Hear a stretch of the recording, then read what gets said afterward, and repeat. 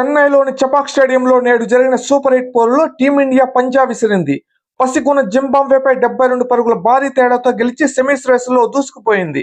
సంజు శాంసన్ కొట్టింది తక్కువ పరుగులే అయినా అతను ఇచ్చిన ఆ స్టార్ట్ మాత్రం మామూలుది కాదు. ఒక పక్క విమర్శలు, మరోపక్క ఒత్తిడి, వీటన్నిటినీ తట్టుకొని తన రెండో బంతికే కొట్టిన ఆ భారీ సిక్సర్తో చెరిపేశాడు. సంజు శాంసన్ ఆడిన ఆ ధైర్యమే అభిషేక్, ఇషాంత్, చివరకు హార్దిక్, తిలక్ వర్మల వరకు ఒక పాజిటివ్ ఎనర్జీని పాస్ చేసింది.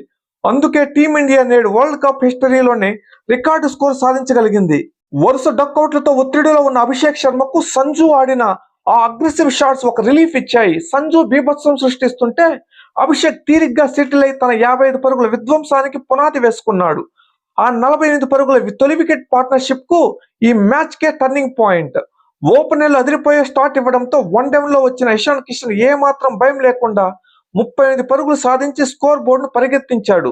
సంజు సెట్ చేసిన హైలైట్ రన్ రేట్ వల్ల సూర్యకుమార్ యాదవ్ 33 పరుగులు, హార్దిక్ పాండ్యా హాఫ్ సెంచరీ, తిలక్ వర్మ 44 పరుగులు ఎలాంటి టెన్షన్ లేకుండా విరుచుకుపడ్డారు. స్కోర్ బోర్డుపై మొదటి వికెట్ కే మంచి పరుగులు ఉండడం వల్ల వీరందరికీ మేము కూడా సిక్సర్లతో విరుచుకుపడవచ్చు అనే విపరీతమైన కాన్ఫిడెన్స్ వచ్చేసింది. టీమిండియా కొట్టిన కొండంత స్కోర్ చూసి జింబాబ్వే కుప్ప కూలిపోతుందని అందరూ అనుకున్నారు. కానీ ఆ జట్టు బ్యాటర్లు అద్భుతమైన పోరాట పటిమను చూపించారు. ముఖ్యంగా బ్రెన్ బ్రెన్నెట్ వీర విహారం చేశాడు. జింబాబ్వే ఇన్నింగ్స్ లో అసలైన హీరో బ్రెన్ బ్రెన్నెట్ మన స్టార్ బౌలర్ను ఎదుర్కొంటూ కేవలం 47 బంతుల్లోనే 97 పరుగులు చేసి సెంచరీకి చేరువయ్యాడు. అతను ఆడిన 8 సిక్సర్లు స్టేడియంలో ఉన్న వారందరినీ ఆశ్చర్యపరిచాయి. బుమ్రా, హార్దిక్ వంటి వరల్డ్ క్లాస్ బౌలర్లను కూడా బెన్నెట్ ధైర్యంగా ఎదుర్కోవడం చూస్తుంటే జింబాబ్వే క్రికెట్ భవిష్యత్ చాలా బాగుందని అనిపిస్తోంది. ఒక దశలో జింబాబ్వే రన్ రేట్ చూస్తుంటే భారత్ కు గట్టి పోటీ ఇచ్చేలా కనిపించింది. చివరకు 184 పరుగులు చేసి టీమిండియా బౌలర్లకు కూడా ఒక మంచి సవాల్ విసిరారు. పాకిస్తాన్ మాజీ కెప్టెన్ ఇంజిమమ్ ఉల్ హక్ ఈ మధ్య పగలు కూడా కళ్ళు వస్తున్నట్లు ఉన్నాయి.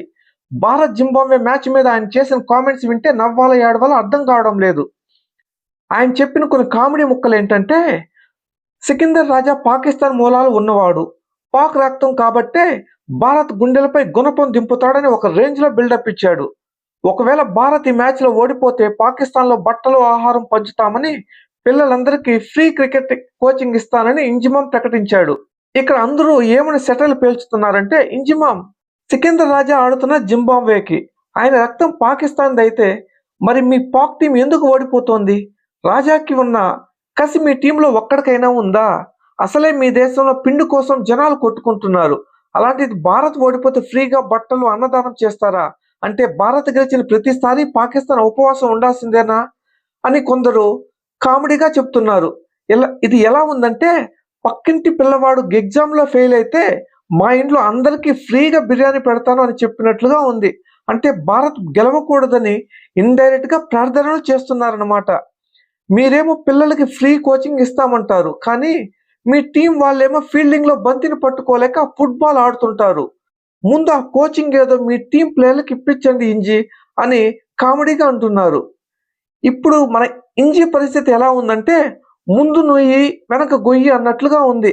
భారత్ ఓడిపోతే బట్టలు పంచుతా, అన్నదానం చేస్తా అని ఓ రేంజ్ లో ఆఫర్లు ప్రకటించాడు కదా. తీరా చూస్తే భారత్ జింబాబ్వేపై ఘన విజయం సాధించింది. భారత్ గెలిచింది. మరి ఇంజిమమ్ ఏం చెప్తాడు? ఆఫర్లు క్యాన్సిల్, డైట్ స్టార్ట్ అంటాడు. భారత్ ఓడిపోతే అన్నదానం చేస్తా అన్నారు కదా.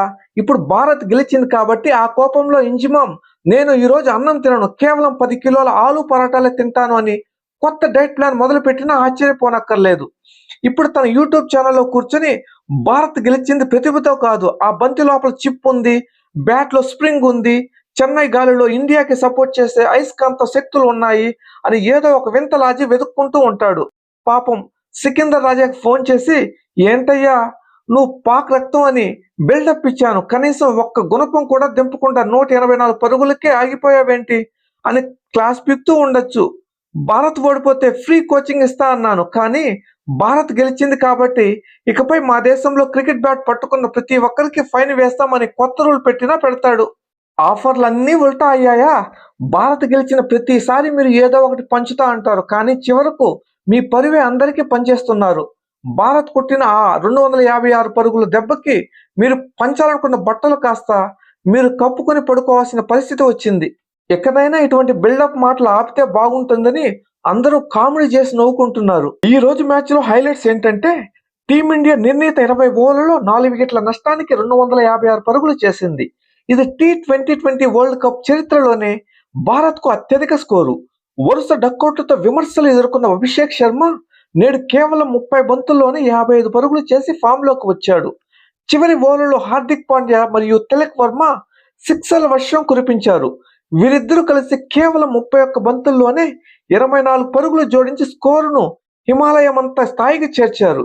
257 పరుగుల లక్ష్యంతో బరిలోకి దిగిన జింబాబ్వేను 184 పరుగులకే కట్టడి చేశారు మన బౌలర్లు. అర్షదీప్ సింగ్ 3 వికెట్లతో చెలరేగగా బుమ్రా తన యార్కర్లతో ప్రత్యర్థిని వరికించాడు. జింబాబ్వే బ్యాటర్ బ్రైన్ బెన్నెట్ ఒంటరి పోరాటం చేసి 97 పరుగులు చేసి నాటౌట్ గా నిలిచాడు. క్రికెట్ అంటేనే అన్ప్రెడిక్టబుల్. టీమిండియా భారీ విజయం సాధించిన జింబాబ్వే చూపించిన పోరాటం మాత్రం వండర్ఫుల్. ముఖ్యంగా బెన్నెట్ ఆడిన ఆ 97 పరుగుల ఇన్నింగ్స్ ఈ వరల్డ్ కప్ లోనే వన్ ఆఫ్ ద బెస్ట్ గా నిలిచింది. ప్రతి బలమైనా సరే పోరాడి వాడడంలో ఉన్న మజానే వేరు. భారత్ జింబాబ్వే మ్యాచ్ లో మనోలు సృష్టించిన విధ్వంసం మామూలుగా లేదు కదా. ఇక మన తదుపరి లక్ష్యం వెస్టిండీస్. వెస్టిండీస్ పై మన టీమిండియా జెండా ఎగరవేసి ఘన విజయం సాధించాలని, సగర్వంగా సెమీఫైనల్ చేరాలని మనమందరం ఆశిద్దాం. ఈ వీడియో నచ్చినట్లయితే లైక్ చేయండి. క్రికెట్ ఫ్యాన్స్ అందరికీ ఈ వీడియోని షేర్ చేయండి. ఇలాంటి మరిన్ని లేటెస్ట్ క్రికెట్ అప్డేట్స్ మరియు వరల్డ్ కప్ విశేషాల కోసం మన ఛానల్ సబ్స్క్రైబ్ చేసుకోండి. Thank you. జై హింద్.